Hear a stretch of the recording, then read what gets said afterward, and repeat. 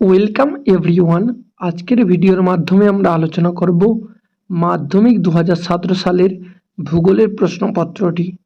আমরা লক্ষ্য করে দেখছি যে প্রত্যেক বছর মাধ্যমিকের ফাইনাল পরীক্ষাতে প্রিভিয়াস ইয়ারের প্রশ্নগুলো থেকে শর্ট প্রশ্ন, ব্রড প্রশ্ন, ম্যাপ পয়েন্টিং প্রত্যেকটাই বারবার রিপিট হচ্ছে।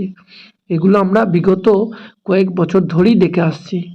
তাই মাধ্যমিক 2025 সালে ভূগোলে ভালো রেজাল্ট করতে হলে অবশ্যই নতুন সিলেবাস যখন থেকে শুরু হয়েছে, অর্থাৎ মাধ্যমিক 2017 সাল থেকে 2024 সাল পর্যন্ত, 2017, 18, 19, 20, 22, 23, 24 এই বছরগুলোতে ভূগোলে যে প্রশ্নগুলো পড়েছিল ফাইনালে, সেই প্রশ্নগুলোকে ভালোভাবে প্র্যাকটিস করে যেতে হবে।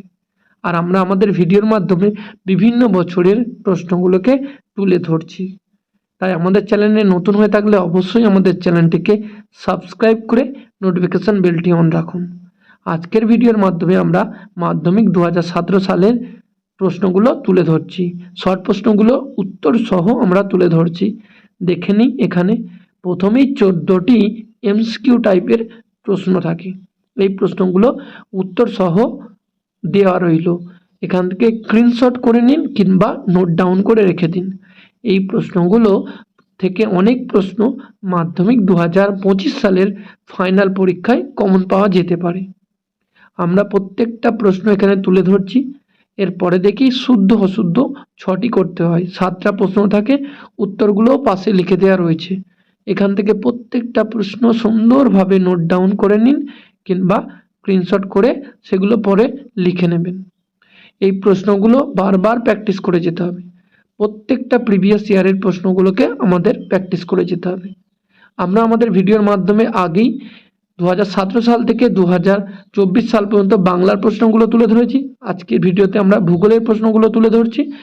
প্রত্যেক দিন আমরা মাধ্যমিকের প্রত্যেকটা সাবজেক্টের লাস্ট 10 বছরের প্রশ্নগুলোকে তুলে ধরছি। এখানে ভূগোলের ব্রড প্রশ্নগুলো এবার দেখে নিই আমরা।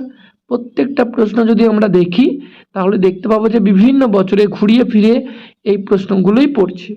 তাই প্রিভিয়াস ইয়ারের প্রশ্নগুলোকে আমাদের অবশ্যই ভালোভাবে প্র্যাকটিস করতে হবে। আর ম্যাপ পয়েন্টিংগুলো তো ভালোভাবে করতেই হবে, কারণ হাতে গোনা কয়েকটি ম্যাপই প্রত্যেক বছর ঘুরিয়ে ফিরিয়ে রিপিট হচ্ছে। এখানে এই 10টি ম্যাপ পয়েন্টিং পড়েছে। এগুলো যদি আমরা দেখি মাধ্যমিকের অন্যান্য বছরগুলোর সাথে তুলনা করে, দেখব যে 4-5টা ম্যাপ পয়েন্টিং অবশ্যই কমন রয়েছে। তাহলে খুব সুন্দরভাবে আমরা মাধ্যমিক 2017 সালের ভূগোলের প্রশ্নগুলো তুলে ধরলাম, শর্ট প্রশ্নগুলো উত্তর সহ তুলে ধরলাম। এই প্রশ্নগুলোকে বারবার প্র্যাকটিস করতে থাকুন, তাহলে ফাইনালে ভালো নাম্বার পাওয়া যাবে। আর আমাদের চ্যানেলটিকে অবশ্যই সাবস্ক্রাইব করে রাখুন।